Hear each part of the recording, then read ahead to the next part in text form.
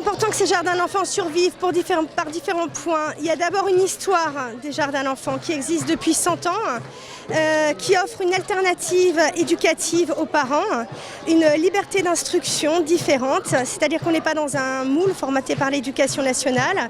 Ces structures qui font des enfants, qui préparent les enfants à l'école n'existeraient plus, les parents n'auraient plus d'autres alternatives que soit l'école publique, gratuite, mais évidemment avec tout ce qui est périscolaire, cantine qui est payant, soit l'école hors contrat, et là la mixité sociale disparaît complètement.